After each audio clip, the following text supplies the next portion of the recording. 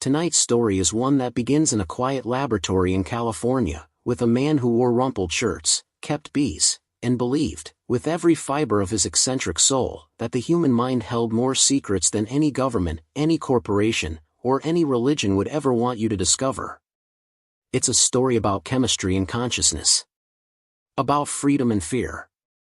About a molecule so unusual, so precisely balanced between euphoria and hallucination, that even the people who created it couldn't entirely explain what they had done.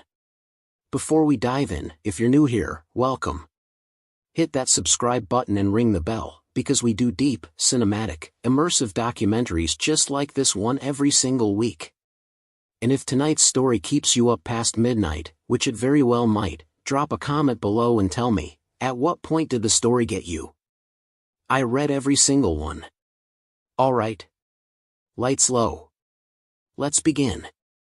Have you ever wondered what it would feel like to experience the world with every sensory dial turned to maximum, color brighter, music richer, emotions so vivid they almost have a physical weight, and yet remain completely, lucidly yourself?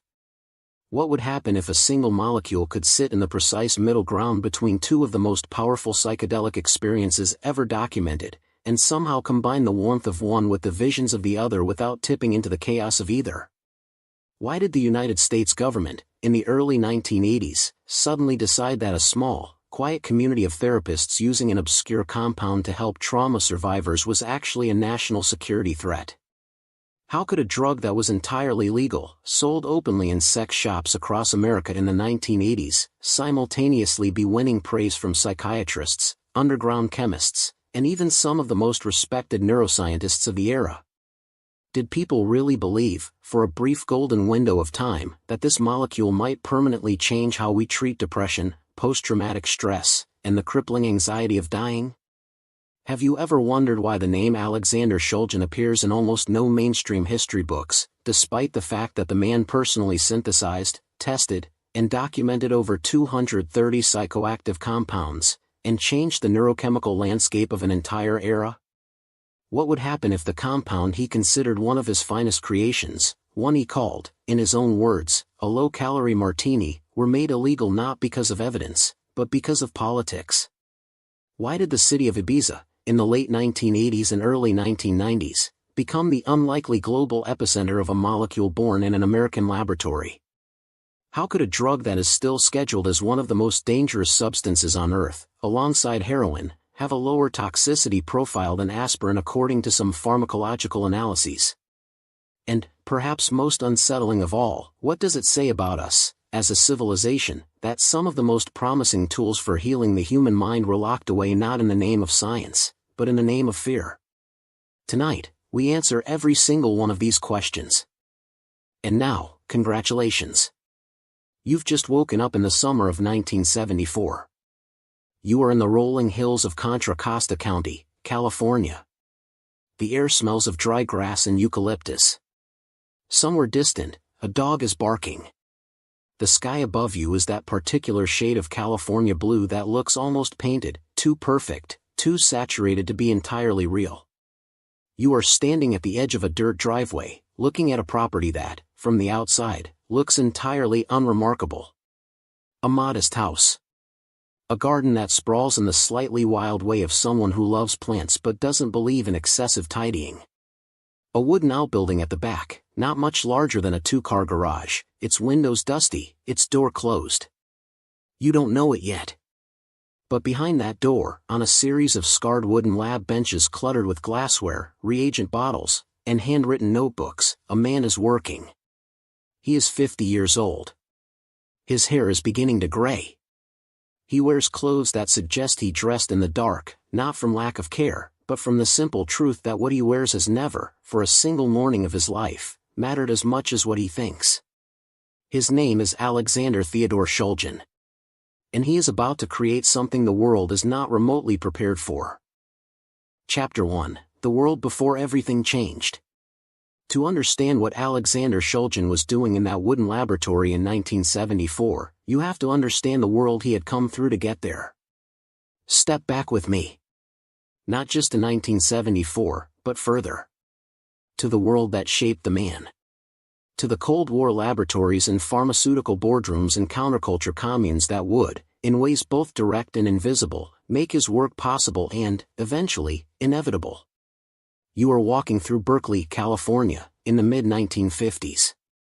The streets are clean, the cars are enormous chrome bullets, and the dominant aesthetic is one of post-war optimism, the sense that science has just saved the world and will, given enough time and funding, continue to do so. You pass a coffee shop where graduate students argue about theoretical chemistry. You pass a bookstore with a copy of The Doors of Perception, Aldous Huxley's newly published account of his first mescaline experience, in the window. A few people stop to look at it. Most walk on. The idea that a plant compound might genuinely alter the architecture of consciousness is still, to most of these people, more science fiction than science. But not to everyone. In the lecture halls of UC Berkeley, a young chemistry PhD student named Alexander Shulgin has already begun to understand something his professors have not fully articulated, that the line between chemistry and consciousness is not as solid as the textbooks suggest. That a single rearranged molecule, a phenyl ring shifted here, a methyl group added there, can be the difference between a compound that does nothing and one that opens, in the words of William Blake, the doors of perception. He will spend the next 2 decades proving it. After Berkeley, Shulgin works for Dow Chemical, the corporation best known, in later decades, for napalm and Agent Orange, but in the early 1960s still wearing the clean face of post-war innovation. Shulgin is brilliant. His work on a biodegradable pesticide makes the company millions. In a gesture of gratitude and corporate goodwill, Dow gives him something remarkable, near total freedom to pursue his own research. He uses it to study the chemistry of mind. By the mid-1960s, Shulgin has received his DEA Schedule I researcher's license, a credential that will later become almost mythologically rare, and has returned to that modest property in Contra Costa County, where he builds his private laboratory. Not a corporate lab. Not a university lab. A private lab, funded partly by consulting work and partly by the modest royalties of his past innovations. The world outside his wooden door is changing fast. The summer of love has come and gone. LSD has gone from CIA experiment to counterculture sacrament. Vietnam is grinding on. Nixon is remaking American politics into something darker and more paranoid. The FDA is tightening its grip. The DEA, created in 1973, is assembling its armies. But inside that lab, the world is governed not by politics or paranoia, but by the quiet, meticulous logic of organic chemistry. Shulgin works with phenethylamines, a family of compounds that includes, among other things, dopamine, adrenaline, and mescaline. The natural psychedelic alkaloid from the peyote cactus. He is, by any measure, one of the world's leading experts on the pharmacology of these molecules. And in 1974, on a bench crowded with conical flasks and amber reagent bottles, he picks up a compound that had been first synthesized decades earlier by a Czech chemist named Knoll, briefly noted, then entirely forgotten, and he looks at it the way a jeweler looks at an uncut stone. Its name is 2,5-dimethoxy-4-bromophenethylamine. In the shorthand of Shulgin's private notebooks, he calls it 2C-B. He does not yet know what it will do. He will, as was his absolutely singular practice, find out the only way he believes truly valid. He will take it himself. What follows will take the rest of his life to fully understand. Chapter 2, The Origin Story. To understand 2C-B, you need to understand the framework within which Shulgin was working, because it was unlike anything before or since in the history of pharmacology. Most drugs are discovered by accident, refined by pharmaceutical companies, tested in clinical trials, and released through channels shaped entirely by profit. Aspirin came from a bark compound accidentally observed to reduce fever. Penicillin was noticed growing on a petri dish. Even LSD, perhaps the most famous psychedelic in history, was discovered when Albert Hofmann accidentally absorbed a trace quantity through his fingertips while working on ergot derivatives at Sandoz Laboratories in 1943. Shulgin's approach was fundamentally different. He was not waiting for accidents. He was designing experiences. His methodology, and it was a genuine methodology, rigorous in its own extraordinary way, worked as follows. He would synthesize a new compound. He would begin taking it in very small doses, incrementally, over the course of weeks, until he established what he called the threshold, the minimum quantity at which any effect became perceptible. He would then work upward through a carefully charted dose-response curve, documenting every perception, every sensation, every thought and emotion, in his notebooks. And he did not do this alone. He had a circle, a small, trusted group of friends and colleagues who had agreed to participate in what he called his research group. Each of them would test new compounds, write detailed reports, and gather at his property on weekends to compare notes. His wife, a psychotherapist whom he married in 1981 and who would become his greatest collaborator, described these sessions as simultaneously the most scientifically serious and the most humanly profound experiences of her life. Now, 2C-B. The phenethylamine backbone from which Shulgin derived the 2C family had been known since the early 20th century. Mescaline, the naturally occurring psychedelic, is a phenethylamine. What Shulgin was doing, with extraordinary precision, was systematically exploring what happened when you modified that backbone in specific ways. Add a different halogen here. Shift a methoxy group there. Change the length of the carbon chain. Each modification produced a different molecule. Some were inactive. Some produced mild changes in perception. Some were overwhelming. 2C-B sat in a category of its own. When Shulgin first administered what he had determined was a moderate dose, around 15 to 20 milligrams, sometime in the mid-1970s, what he experienced was, by his own careful account, unlike anything else in his already extraordinary pharmacological biography. The visual effects were real. Colors deepened. Geometric patterns danced at the periphery of his vision, brightening whenever he closed his eyes into luminous, endlessly morphing mandalas. The world took on what he described as an organic aliveness, as though every surface had a subtle inner vibration, as though reality were a fabric rather than a fixed object. But here was the thing that set 2C-B apart from every classical psychedelic in his experience: his mind remained his own. With LSD, even moderate doses could produce what researchers call ego dissolution, the frightening and sometimes overwhelming sensation that the self is dissolving, that the boundaries between you and the universe are becoming permeable.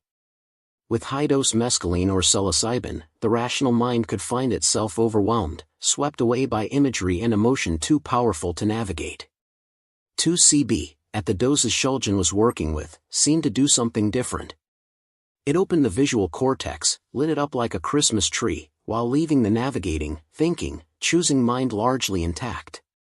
It also produced, in its lower dose range, a quality of warmth and emotional openness that Shulgin compared favorably to MDMA, the empathogenic compound he had famously reintroduced to scientific attention in the late 1970s.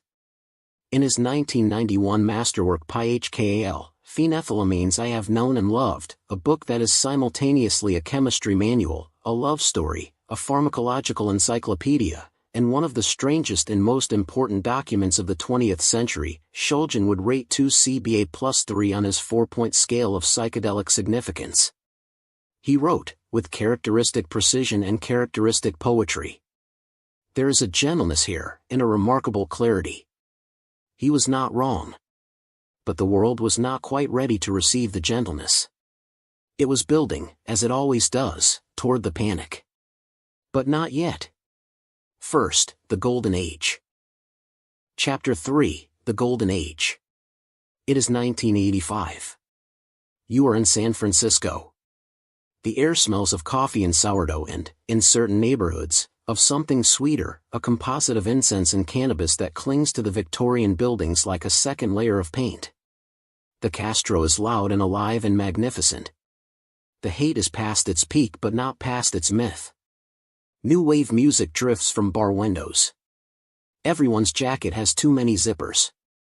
For a specific, small, quietly extraordinary community of therapists and researchers, these are the golden years.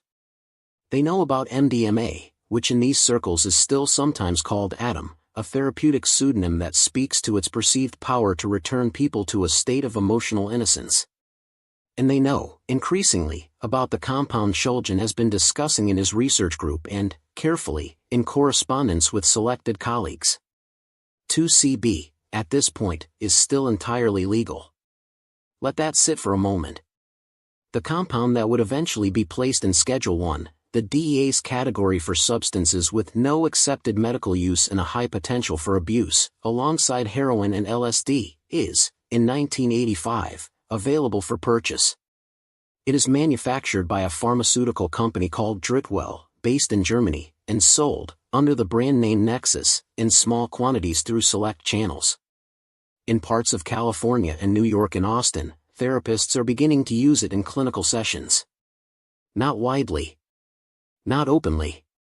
But carefully, thoughtfully, in the way that characterized the best of what would later be called the psychedelic therapy underground. A therapist in Marin County, let's call her Dr. M, to protect her privacy and that of her clients, because even now the legal landscape makes specificity fraught, would later describe her first use of 2C-B in a therapeutic context in terms that sound, honestly, like the opening of a short story. Her client was a woman in her mid-40s. A survivor of childhood sexual abuse. Brilliant, accomplished, and utterly unreachable in the standard talking sessions they had been doing for 2 years. Not resistant, just blocked, in the way that trauma builds walls that language alone cannot breach. In a session supervised by Dr. M, the woman took a moderate dose of 2C-B. Within 40 minutes, she was weeping, not from the stress, but from a kind of surprised recognition. She said, later, that it was the first time she had been able to approach the memory of what had happened to her without feeling like she was standing on the edge of an abyss. The drug had, she said, turned the abyss into something more like a room she could enter and leave. Dr. M would go on to conduct dozens of such sessions over the following years. She was not alone. Across the country, a loose network of therapists, working outside the formal system, guided by Shulgin's research and by the ethical frameworks of thinkers like Stanislav Grof, were exploring what 2C-B could do in careful, controlled settings. The results were, by any reasonable measure, remarkable. Trauma survivors who had been unreachable for years began to engage with their histories. Couples in therapeutic sessions reported breakthroughs in communication and empathy that talking alone had never produced. Patients facing terminal illness, confronting, in the way that human beings are so rarely able to do, their own mortality, described experiences of profound peace and acceptance. None of this was published in peer-reviewed journals. None of it was submitted to the FDA.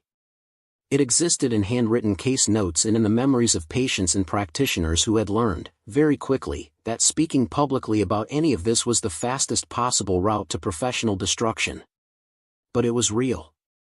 And for this small community, it felt like the beginning of something. They didn't know, in 1985, that they had about 2 years left. Chapter 4, Mass Adoption. While therapists in Marin County were conducting careful, documented sessions in comfortable rooms with good lighting and thoughtful music, something else was happening simultaneously, as it always does with any substance that produces strongly positive experiences. The word was getting out. You cannot design a molecule that makes people feel, by nearly universal account, loving, empathetic, visually enchanted, and emotionally open, and expect that molecule to stay in the locked cabinets of therapeutic practice. Human beings are not built that way. We share things that feel good. We tell our friends. We bring it to parties. By the mid-1980s, 2C-B had begun to move through the social layers of the American counterculture with the quiet efficiency of something whose time had come. It appeared at Grateful Dead concerts, where it moved alongside MDMA in the parking lot economies that had developed around the touring scene, handshakes and whispered prices between people who had known each other for years, who had built trust through shared experience, who operated with a casualness that would look, from the outside, entirely indistinguishable from recklessness, but which had its own intricate social codes. It appeared in the warehouse rave scene that was beginning to emerge in American cities in the late 1980s, first in New York and San Francisco, then in Chicago and Los Angeles. The rave was, at its origin, not primarily about drugs, it was about music, about community, about the ecstatic possibilities of bodies and collective motion in the dark. but the overlap between the molecules that made those experiences more intense and the culture that celebrated intensity was not accidental. It was structural. And 2C-B had a particular appeal in that world that MDMA, by now increasingly well known and rapidly approaching its own legal crisis, did not quite possess. Where MDMA was primarily empathogenic, producing emotional openness and warmth but relatively little in the way of visual alteration, 2C-B added the visual dimension. The music didn't just sound better, it looked different. The lights didn't just pulse, they spoke, in colors and patterns that seemed, to those experiencing them, to carry meaning. Dancers reported that the compounds seemed to synchronize them with the music at a level that felt almost neurological, as though the beat had been wired directly into their nervous system. A DJ who was active on the San Francisco scene in the late 1980s, who asked, decades later in an interview, not to be identified, described the first time a friend gave him 2C-B before a set. He said the music he played that night was unlike anything he had done before or since. That he could hear the structure of the tracks in a new way, could anticipate where the tension needed to build and where it needed to release with an intuitive precision that felt, in the moment, like a superpower. Whether that perception was pharmacologically accurate or simply the persuasive architecture of the drug's altered state is a question that remains, genuinely, open. What is not open is that by 1990, 2C-B had a global footprint. It had reached Ibiza, the Balearic island off the coast of Spain that had, through the late 1980s, become the world capital of a specific kind of hedonistic musical culture. The clubs of Ibiza, Pacha, Amnesia, Es Parody, were not simply nightclubs in the conventional sense. They were, at their best, total sensory environments. Laser light shows, open-air floors, internationally legendary DJs, crowds that included British vacationers and German tourists and Spanish locals and, on any given night, a significant percentage of people having experiences that they would spend the rest of their lives trying to describe to those who hadn't been there. 2C-B moved through that world like water through a crack in a wall. Quietly, persistently, finding its way everywhere. The compound had been known, in certain circles, as Nexus, the trade name under which it had briefly been sold commercially. But it acquired other names as it spread: Spectrum, Venus, Erox.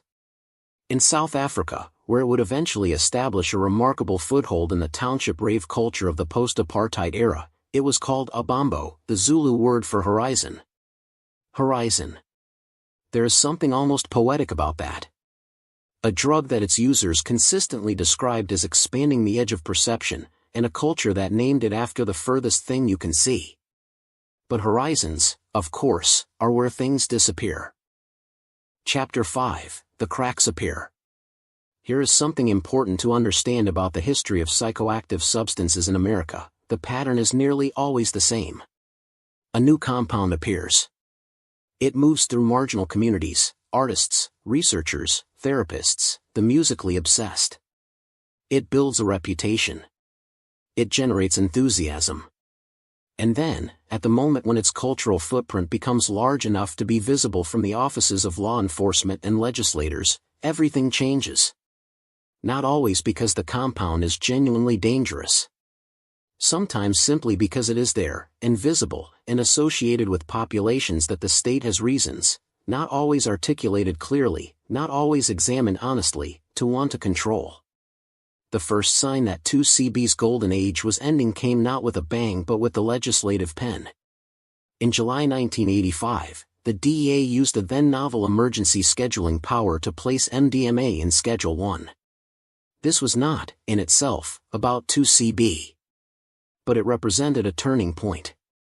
The underground therapeutic community lost its primary tool almost overnight.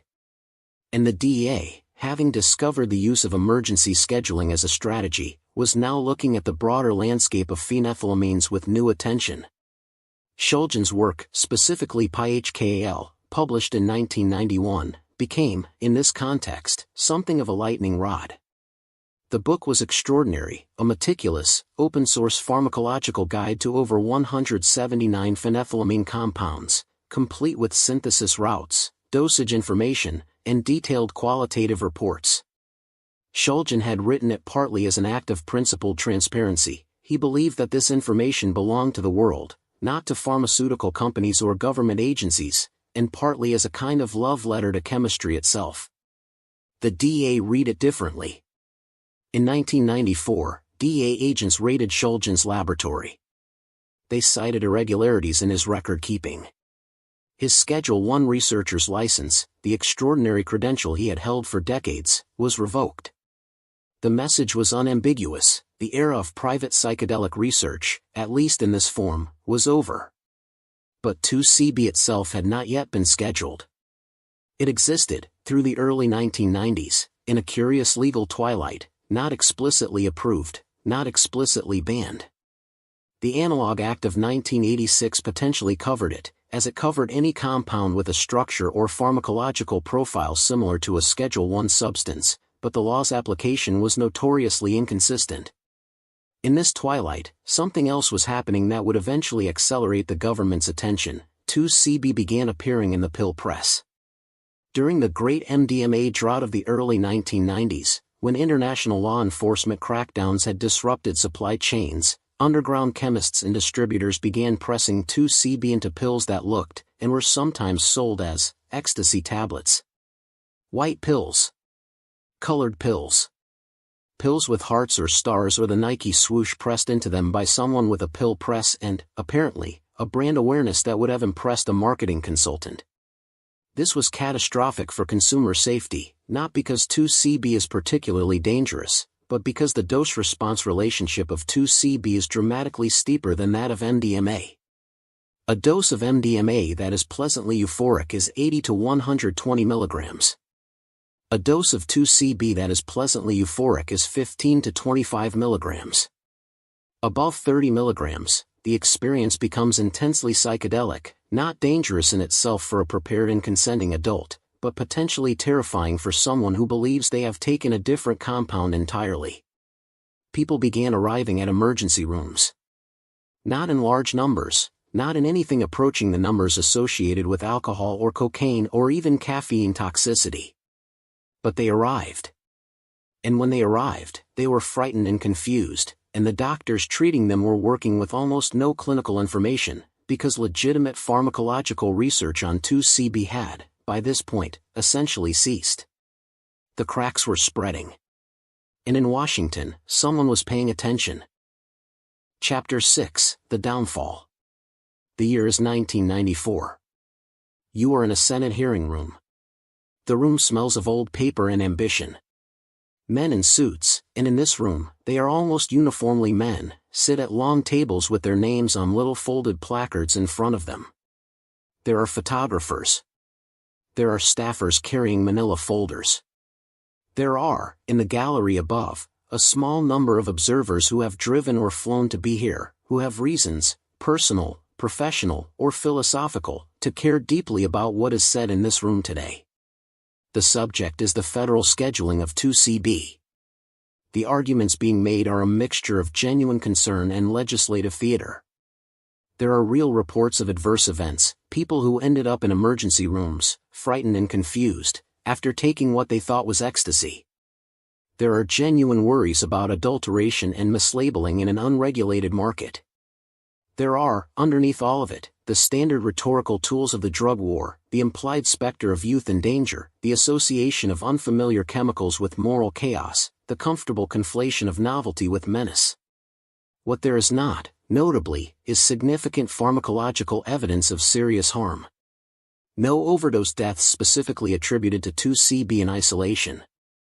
No evidence of physiological addiction in the clinical sense, no documented withdrawal syndrome, no compulsive use disorder comparable to those associated with alcohol, opioids, or stimulants.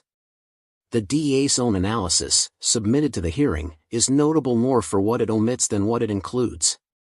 But the legislative outcome is predetermined by the political environment in which it takes place. The United States in 1994 is in the full flower of the drug war. The incarceration rate has been climbing steadily since Nixon coined the phrase in 1971 and Reagan turned it into a governing philosophy. Mandatory minimum sentences have been filling prisons with nonviolent drug offenders for a decade. The cultural conversation around any illegal or potentially to be illegal substance is not a conversation about pharmacology or harm reduction or individual liberty.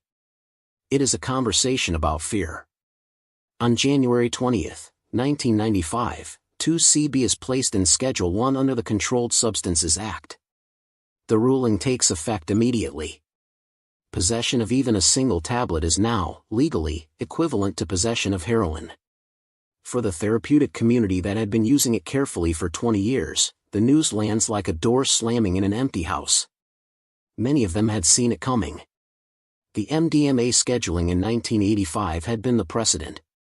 The Shulgin raid in 1994 had been the warning. And yet, when the notice was finally published in the Federal Register, it still felt, to those who had watched what the compound could do in careful, loving hands, like the end of something that deserved to continue.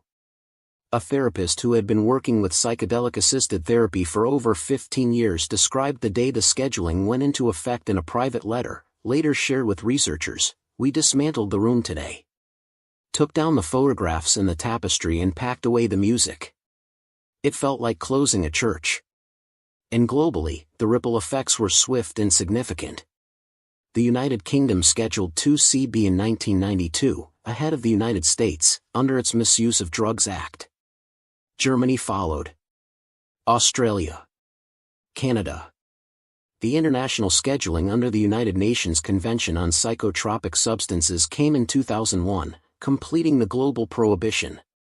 In South Africa, where 2C-B had established a uniquely deep presence in the post-apartheid rave culture of the early 1990s, distributed through networks in Johannesburg and Cape Town with an efficiency and cultural integration that made it almost a native phenomenon in certain communities, the legal response was complicated by the broader chaos of the transition period. The drug remained in a legal gray zone for years longer than in most countries, which had its own consequences for South African drug policy and public health. Meanwhile, on the streets and in the clubs, the prohibition had done what prohibition almost always does. It had not eliminated use. It had made use more dangerous. Without legal manufacturing, quality control vanished.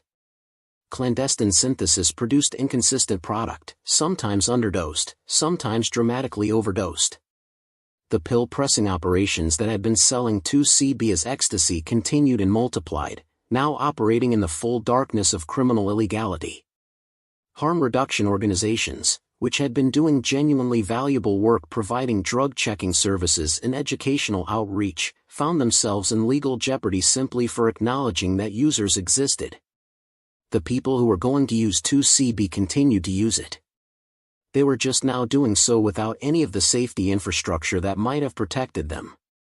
This is not a small irony. It is, in fact, the central irony of the entire story, one that recurs, with depressing regularity, across the long history of psychoactive substance prohibition. The laws designed to protect people from drugs consistently create conditions in which drug use is more dangerous, not less. Shulgin, for his part, was characteristically measured in his response to the scheduling. He did not rage publicly. He did not issue manifestos. He continued his work, carefully and quietly, within whatever legal parameters remained. He had lived long enough in America, and understood its political psychology well enough, to be unsurprised by the outcome, if not reconciled to it. The scheduling of substances, he said in a lecture some years later, has never been about chemistry. It has always been about politics. Chapter 7, Government Response in the War on Chemistry. To understand the government's response to 2C-B, you have to understand the DEA's particular discomfort with Shulgin's broader project, because 2C-B was not a standalone problem. It was one compound in a family of compounds. And the family was large. PHKL alone documented 179 phenethylamine analogs. Its sequel, THKL, Tryptamines I Have Known and Loved, published in 1997, documented 55 tryptamine compounds. Together, these books represented the most comprehensive publicly available guide to the synthesis of novel psychoactive substances ever written. From the DA's perspective, this was terrifying.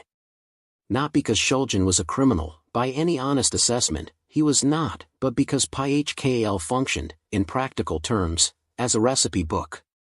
Any competent organic chemist with access to a reasonably equipped laboratory could, working from Shulgin's instructions, synthesize virtually any of the compounds he had documented. The 1994 raid on Shulgin's laboratory, a two-day event during which agents in protective gear catalogued every flask and bottle and notebook, was officially about record-keeping violations.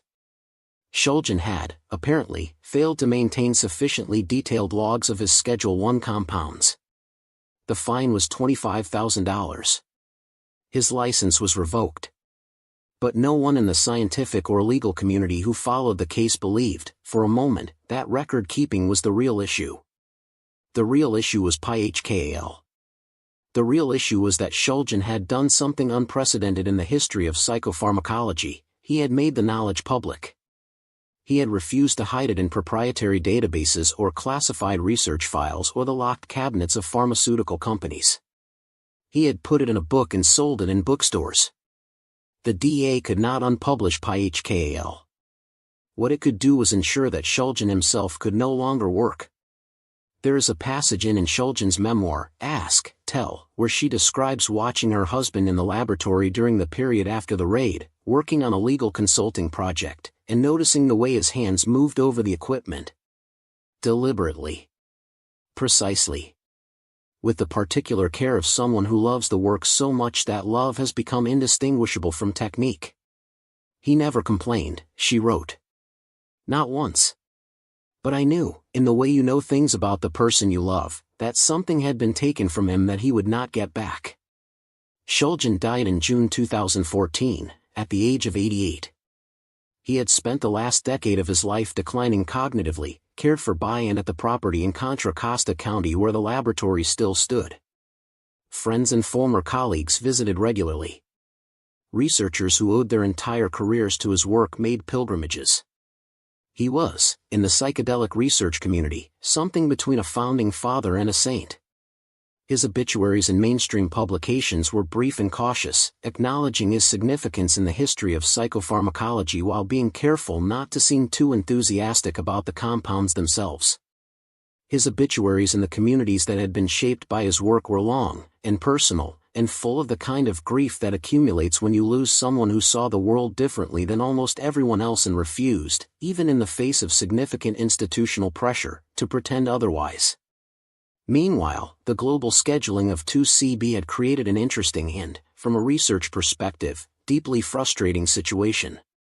Because the compound was now Schedule I in most jurisdictions, formal clinical research was almost impossible to conduct. The few studies that had been done, primarily in the late 1980s and early 1990s, before the scheduling, had produced results interesting enough to suggest that considerably more research was warranted. But you cannot easily study a substance whose possession is legally equivalent to heroin. You cannot recruit research subjects for a clinical trial involving a compound that carries mandatory minimum sentences.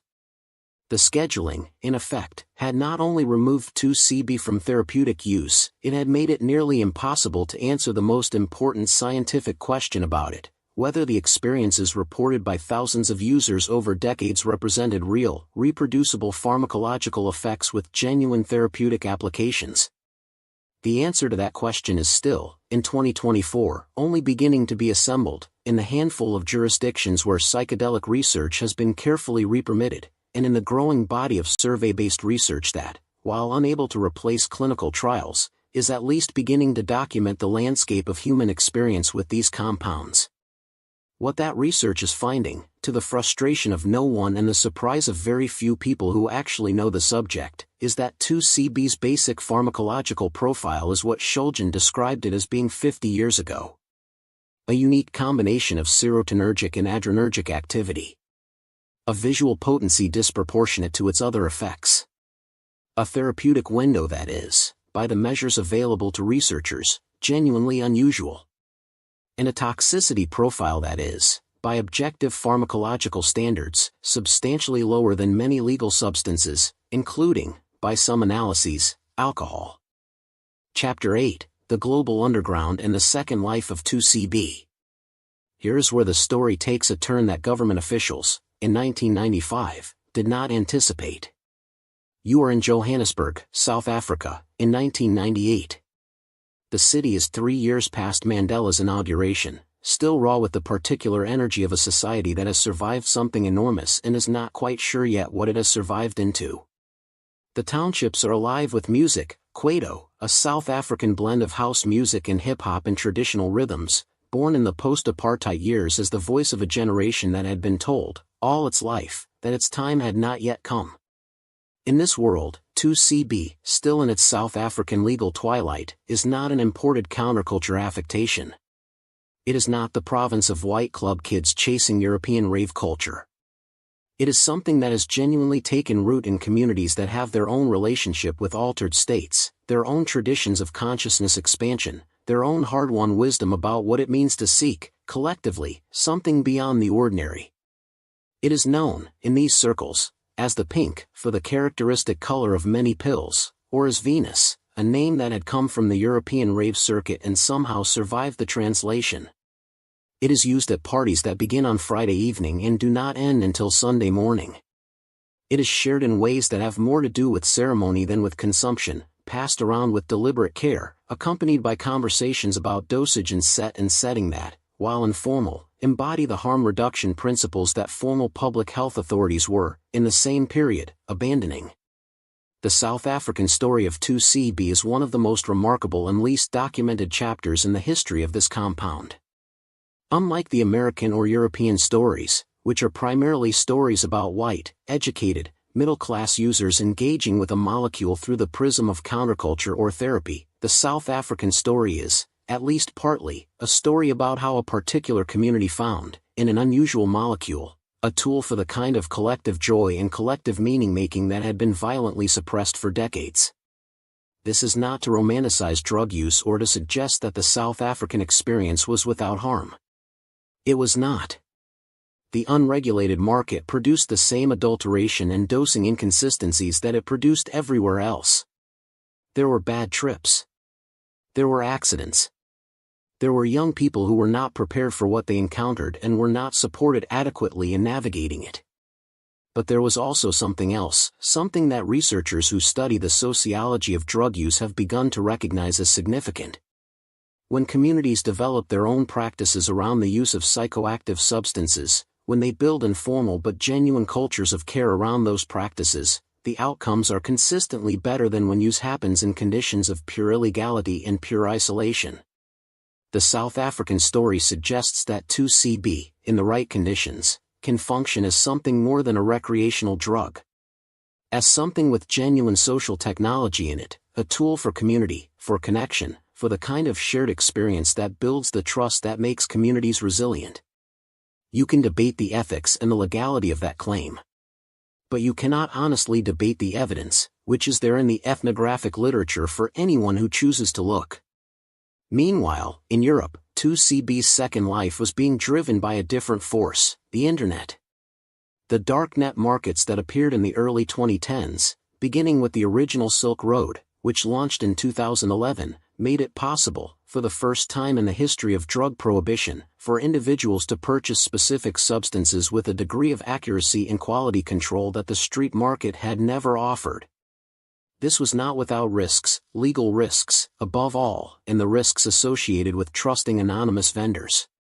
But it represented a genuinely new development in the sociology of drug use. For 2C-B, the effect was significant. The compound became, through the darknet, more widely available in pure, laboratory-tested form than it had been at any point since its brief commercial availability in the mid-1980s. Harm reduction organizations, primarily in the Netherlands and Portugal, countries that had adopted significantly more enlightened drug policies than the English-speaking world, began testing samples and publishing results. Organizations like DanceSafe in the United States, operating in the legally fraught space between public health advocacy and drug culture facilitation, provided testing kits that allowed individuals to verify what they had purchased. The result was a strange paradox. In some ways, the illegal market for 2C-B in 2015 was, from a pure harm reduction standpoint, safer than the unregulated market of 1985 had been. Not because prohibition had become less absurd, but because the information technologies that Prohibition-era legislators could not have imagined had made harm reduction possible even within an illegal market. Shulgin, one suspects, would have found this deeply, specifically ironic. He had always believed that information was the key.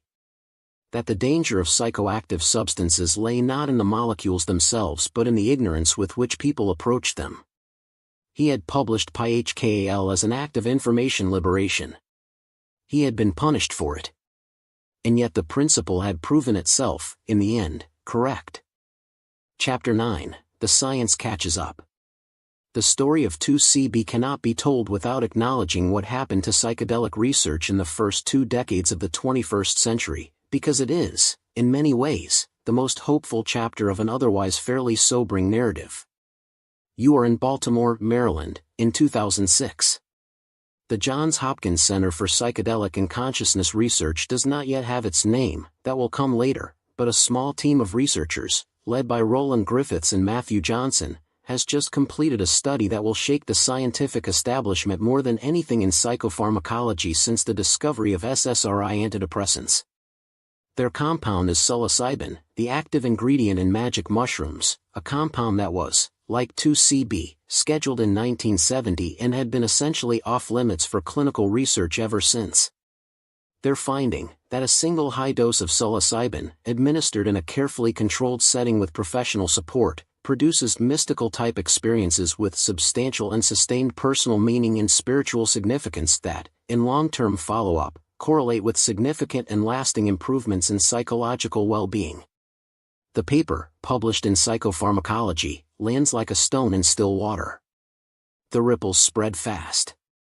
By 2010, the MAPS, Multidisciplinary Association for Psychedelic Studies, the organization founded in 1986 specifically to continue the therapeutic research that the scheduling of MDMA had interrupted, is conducting Phase 2 clinical trials of MDMA-assisted psychotherapy for PTSD. The results are, in clinical terms, extraordinary, response rates significantly higher than any existing pharmacotherapy for treatment-resistant PTSD. By 2018, MDMA is granted breakthrough therapy designation by the FDA, a status that accelerates its path through the clinical trial process. By 2024, the psychedelic therapy renaissance is in full swing. Research programs at Johns Hopkins, NYU, Imperial College London, and dozens of other institutions are producing a steady stream of peer-reviewed studies on psilocybin, MDMA, ketamine, and DMT. The cultural conversation has shifted dramatically. Michael Pollan's How to Change Your Mind, published in 2018, brings the history of psychedelic research to a mainstream audience. Netflix documentaries, TED Talks, feature articles in The New Yorker and The Atlantic. And 2C-B? 2C-B sits at the edge of this renaissance, still fully scheduled, still waiting. There are researchers who want to study it.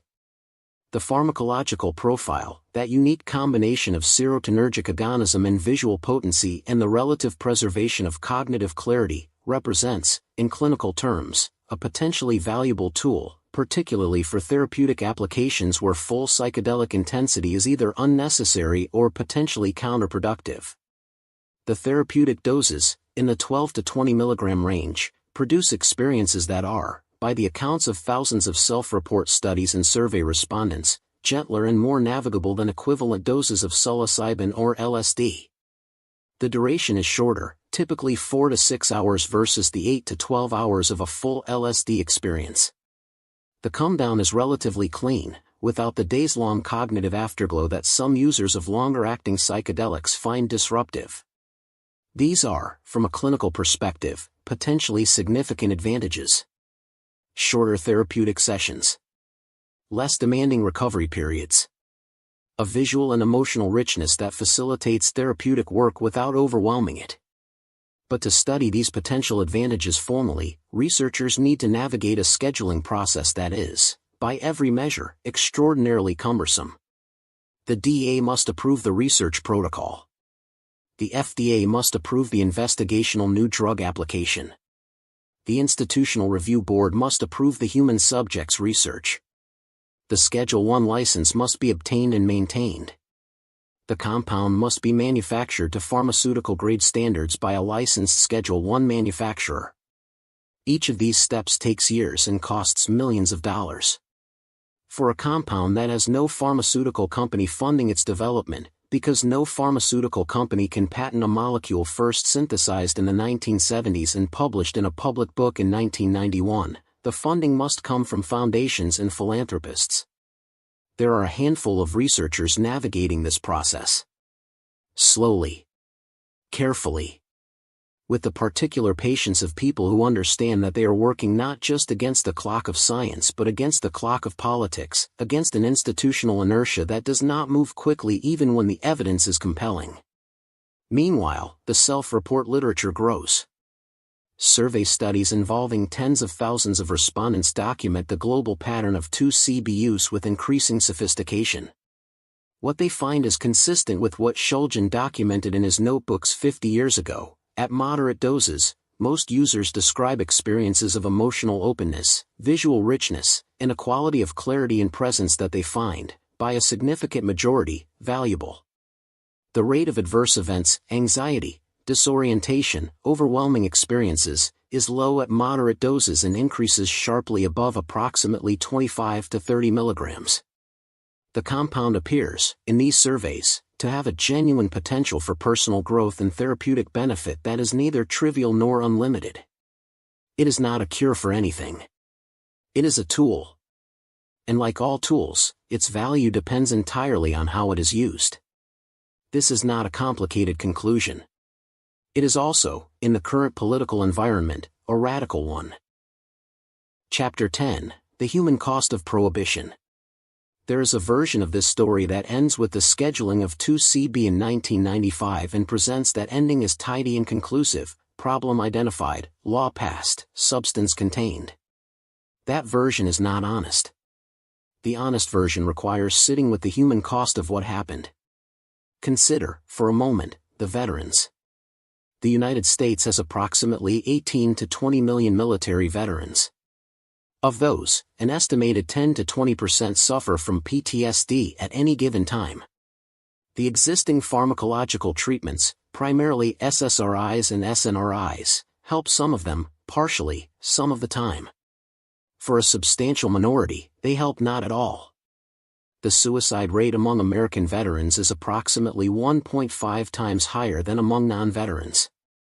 On an average day, roughly 17 to 22 veterans die by suicide in the United States. This is not a statistical abstraction. These are people. People who served, who came back, who found that the mental health care system available to them was insufficient for the scale of what they carried. People who might, if the research had been allowed to continue, if the scheduling had not occurred, if the political environment of the 1990s had been different, have had access to therapeutic tools that the clinical evidence now strongly suggests would have helped them. 2C-B is not MDMA. The MDMA evidence for PTSD treatment is more developed and further along the clinical pipeline. But the two compounds share enough of their mechanism and their therapeutic potential that the argument applies to both. Every year that these tools remain unavailable to people who need them is a year in which preventable suffering occurs. This is the thing that the legislative record, with its careful language of scheduling criteria and Analog Act provisions, does not capture. The suffering does not appear in the Federal Register. It does not appear in the DEA's annual statistics. It lives in the private histories of the people who needed help that the system refused to provide. And Shulgin understood this. In an interview conducted some years after her husband's death, she was asked what she would want people who know nothing about this history to understand. She thought for a moment, the thoughtful, unhurried pause of someone who has spent decades listening carefully to other people's inner lives, and said, "I would want them to understand that what was taken away was not just a drug. It was a possibility. A possibility that some people might be reached, might be helped, might find their way back to themselves through a door that the chemistry opened. Taking away the key doesn't make the people who needed it less in need. It just means they stay locked out." Chapter 11: The Legacy. You are back in Contra Costa County. It is a warm afternoon in late summer. The eucalyptus trees are moving in the dry breeze that comes off the hills after 3 o'clock. The wooden laboratory, which stood on this property for over 40 years, is still here, quieter now, but still here. Inside, on a shelf above the main bench, there is a copy of PHKAL. The spine is cracked from use. The pages are annotated in a handwriting that is small and precise, the handwriting of someone who valued accuracy over legibility, who wrote for himself and for posterity, not for anyone who needed the letters to be large. Alexander Shulgin synthesized 2C-B in 1974 or 1975, the exact date is, characteristically, lost somewhere in the crosshatched notation of his notebooks. He spent the remaining 40 years of his working life exploring its properties, advocating for responsible research, and watching the world choose, repeatedly and with great political energy, not to listen. What he left behind is one of the most extraordinary bodies of pharmacological work in the history of the discipline. It is also one of the most controversial, the most politically charged, and the most consistently misrepresented.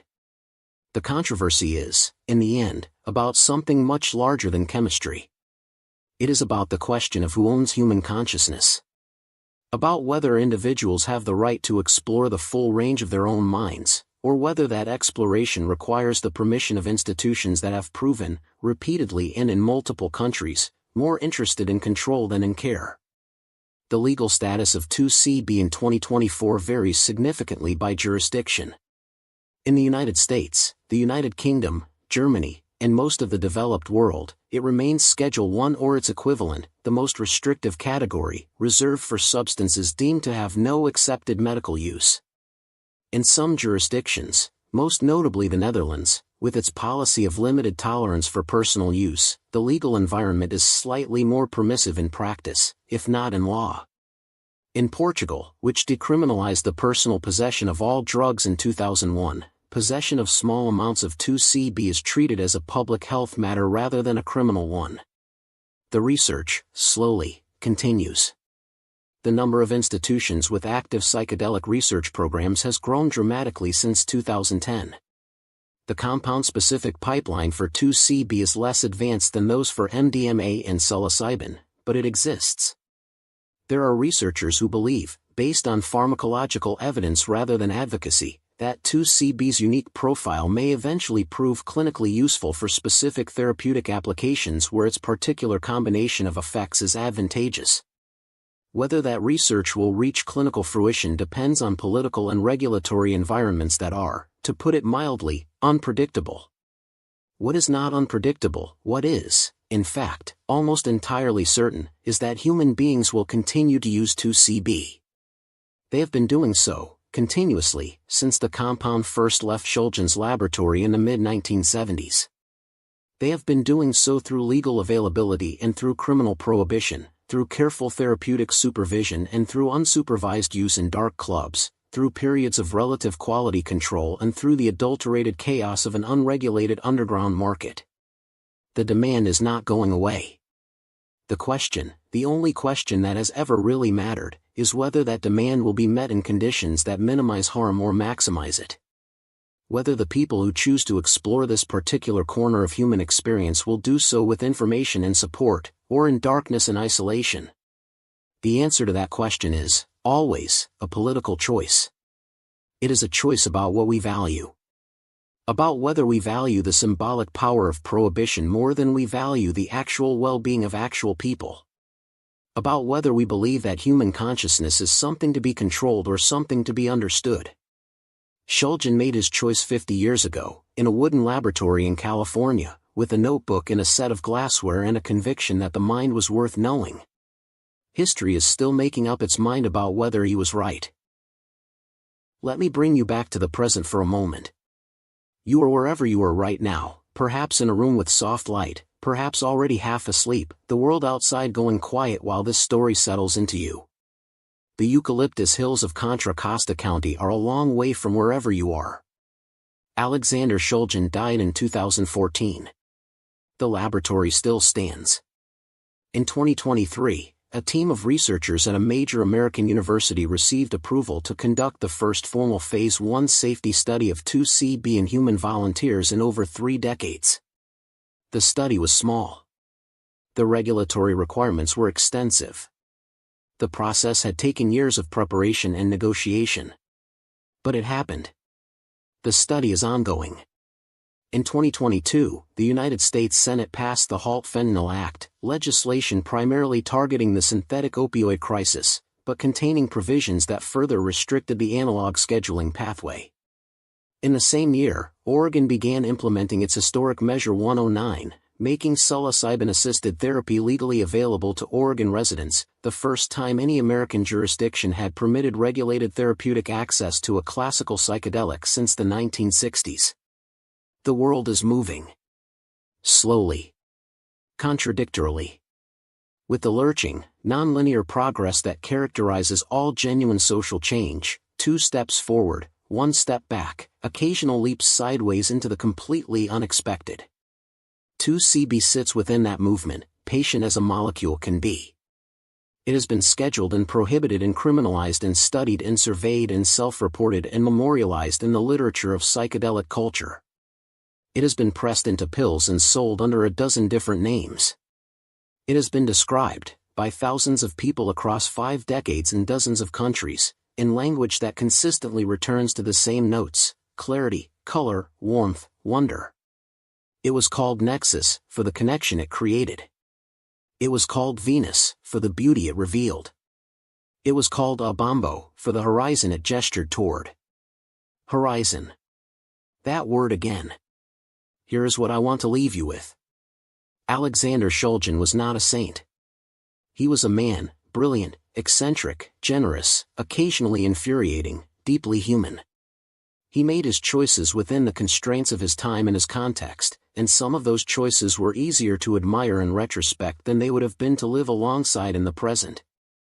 The underground therapeutic community that used his work was not monolithic or uniformly careful. Some practitioners were rigorous and ethical, others were not. The rave culture that adopted 2C-B was not a unified, thoughtful community. It was a broad and messy human landscape, with all the virtues and failures that implies. The story of 2C-B is not a simple story about good chemistry and bad politics, though that element is genuinely present. It is a story about the perennial human question of how we manage the things we discover, about whether our institutions are capable of the nuance and the courage required to distinguish between genuine danger and mere unfamiliarity. And it is a story, at its heart, about consciousness itself. About the stubborn, irrepressible human desire to know what the world looks like from inside a different mind. To step, if only for a few hours, outside the ordinary constraints of perception and return with something, some quality of attention, some emotional truth, some sense of the world's strangeness and richness, that the ordinary waking mind does not quite reach. That desire is not going away. It is older than civilization. It predates written language and codified law and the DEA and the Controlled Substances Act by thousands of years. It is written into our neurology, our mythology, our spiritual traditions, our art. The question is not whether people will seek altered states. They will. They always have. The question is whether the institutions we have built, the laws and the regulatory agencies and the clinical systems and the public health infrastructure, are good enough, flexible enough, honest enough, to meet that desire with wisdom rather than with fear. Some days, the evidence suggests they might be getting there. Some days, it doesn't. But the horizon, that unreachable, always receding, always beckoning line, is still out there. And somewhere in a laboratory, right now, there is a researcher working on a protocol. Filing a form. Waiting for approval. Doing, with modern instruments and institutional backing, the patient, careful, curious work that Alexander Shulgin did alone in a wooden shed in California half a century ago. The history is not over. It is, in the most important sense, just beginning. This has been the story of 2C-B. The molecule that felt like 2 drugs at once and proved to be something else entirely, a mirror. Reflecting, with chemical precision, the best and worst of what human civilization does with the things it discovers. Rest well. And keep asking questions. The answers are always further than you think, and closer than you fear.